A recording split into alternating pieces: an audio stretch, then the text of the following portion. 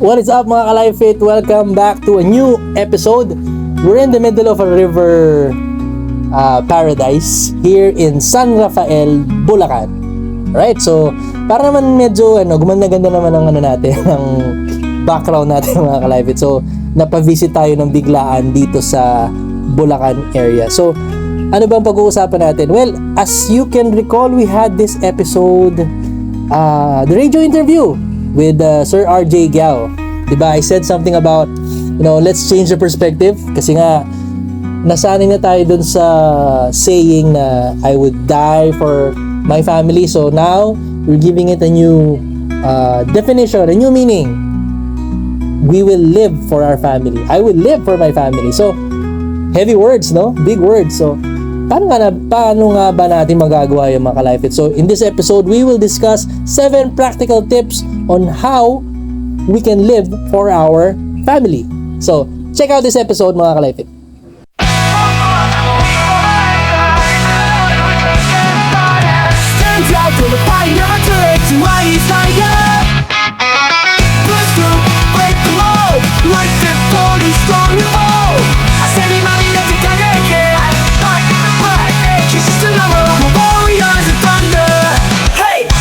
Let's go, fit for life, like Fit 40.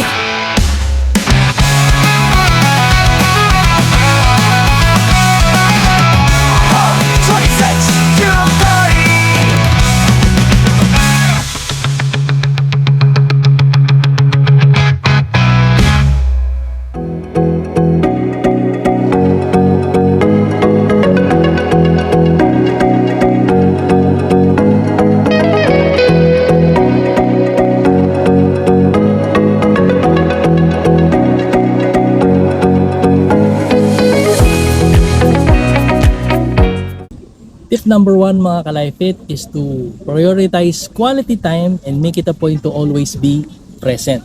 Ibig sabihin nun mga ka-Life It, it's not just about the quantity of time you spend with your family but also the quality.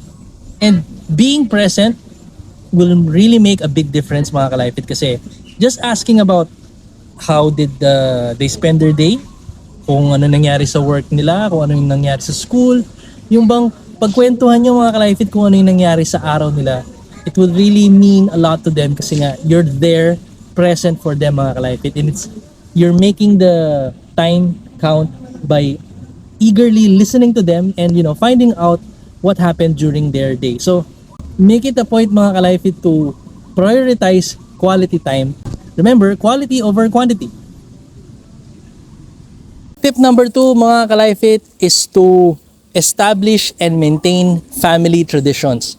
Naalala nyo ba mga ka-Life It, nung bata pa kayo, meron kayong laging ginagawa ng mga kapatid nyo and mga parents nyo?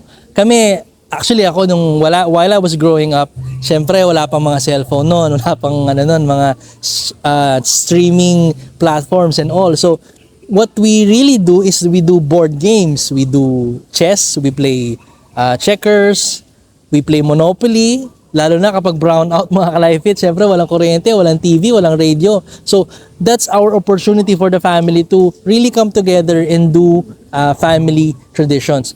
Aside from that, if you have a regular time na magkikita kayo, for example, every Fridays or every Saturdays, you go out and just visit the park or go to the mall or something that you can do together as a family, as long as it's a tradition, whether big or small. It's always healthy na lagi niyong ginagawa yung mga ka-Life It. And it's one way also of really building that bond between the siblings, the parents, and overall making the family unit act as one. Tip number 3 mga ka-Life It is to have that open communication and that environment where listening is really active. So paano yun mga ka-Life It? Kasi kapag yung family members, they feel na they're able to express themselves openly without being judged, and masasabi mo talaga yung gusto mong sabihin nang hindi ka natatakot na mapagalitan ka and all, di ba? That's actually really nurturing an environment wherein communication is really nurtured, is really encouraged. And active listening really goes a long way kasi nga nalalaman natin kung ano talaga yung mga totoong saloobin ng mga family members. So, have that active empathy and that active listening para magkaroon ng healthy communication inside the family. And whenever it's needed, be willing to have those difficult conversations within your family para naman mapag-usapan talaga yung mga issues inside and outside of the family. Anyways, the only people na makakatulong naman sa inyo at the end of the day is your family. So, have that healthy communication. Keep your lines open lagi mga ka-Life Fit. Tip number 4 mga ka-Life Fit, lead by example. Your actions speak louder than your words mga ka-Life Fit. Always remember that. Kaya in the family, it's really best to lead by example. So, if you want to model the values of kindness, patience, respect, it has to start with you. So, sa father and sa mother, the way they argue, the way they talk to each other, magandang example yun para makita ng mga anak kung paano ba talaga yung respect, paano ba talaga yung maging patient and all. So, pwede rin maging maging precursor yun na kapag yung mga bata nasa labas, maalala nila yung example set by their parents. Their young age will not be a hindrance para magpakita rin sila ng proper conduct and right values once they're outside into the society mga ka-Life Fit. So, again, it's just a reflection of how it is inside their home, mga ka-Life Fit. So, lead by example. Always remember that actions speak louder than words. Tip number 5, mga ka-Life Fit. Support each other's dreams, goals, and aspirations. So, sino pa ba magiging biggest cheerleader natin kung hindi tayo, mga family members, mga ka-Life Fit? Kung meron sa atin ang may ambition siya na maging ganito ang career niya, or meron siyang project na gustong i-pursue, or meron siyang isang pinaghahandaang training or competition, di ba? Be the biggest cheerleader for them. Kasi nga, sino pa ba ang ibang gagawa ng kundi ang family, di ba? And that promotes actually feelings of belongingness and feelings of camaraderie and feelings of trust na maaasahan mo yung family members nyo na they will support you whether through thick or thin. So remember, tip number 5, mga Life Fit, be the biggest cheerleader of your family. Support each other's dreams, goals, and aspirations. On to tip number 6, mga ka-Life Fit, and that is to serve and work together. So who says na doing house chores is a bore? Actually, mga ka-Life Fit, make it an opportunity para maging maging way na magkaroon kayo ng bonding time and something that you guys can really work on together. So kahit paghuhugas man ng pinggan yan, paglalaba, paglilinis ng bakuran, any simple chore can become a team building activity with your family. Kadalasan ng mga bata, akala nila, ay, may pinapagawa si mami at si daddy, ay, merong silang inuutos. Siguro, you turn that perspective around and see that it can actually be a very healthy and a very team building activity. So, the next time na utusan tayo ng mga parents natin, mga ka-Life Fit, or mga superiors natin, or kung saan man tayo nandoon, mga ka-Life Fit, make it an opportunity in order to do something productive with your family members and your teammates and your coworkers or whatever group you may be in right now, mga ka-Life Fit. So, serve and work together.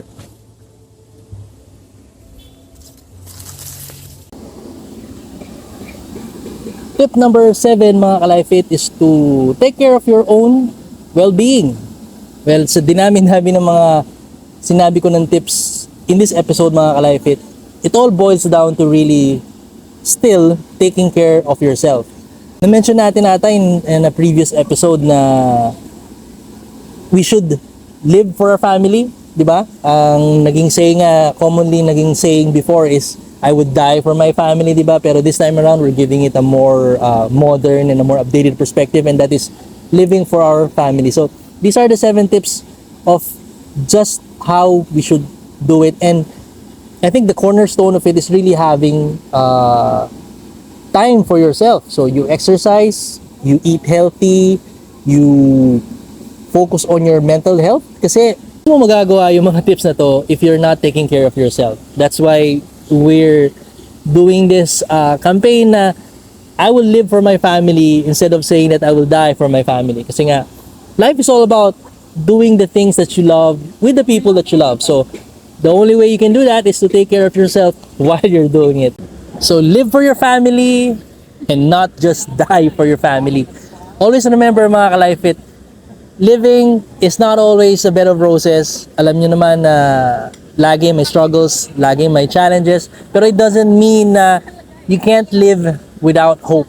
Diba? As long as there's life, there's hope. So, may chance ka, may opportunity ka to do the things that you love with the people that you love. Diba? So, I think that's the mystery of life eh. You can do the things that you need to do. You'll have that purpose in your life. Magagawa mo yung purpose mo.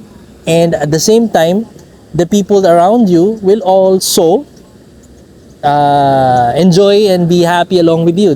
So for all the dads out there, well, not just dads, pero to all people out there that's facing their own sets of challenges, may these 7 practical tips remind us that this is life and we all have choices on how we make our lives more bearable or more miserable, diba? So again, I think that's the mystery of life eh. It depends on the choices you make. So choose the right thing. Stay with your family, make them your inspiration, and you know, don't just die for your family but live for your family.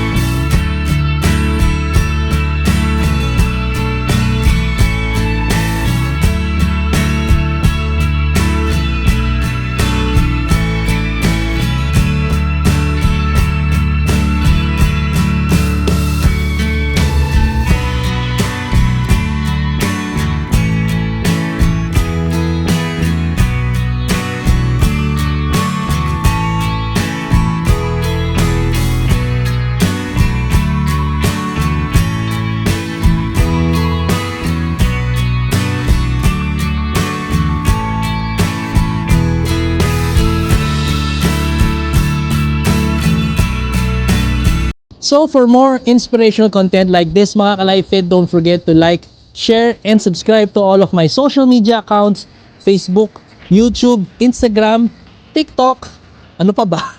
Nasabi ko na lahat mga ka-Life It. Hit the notification so you will be notified for all future content. A huge thank you to all our sponsors. You can check out their links in the description down below. So we will be seeing you on the next episode. Stay safe always and be a life inspiration mga ka-Life It.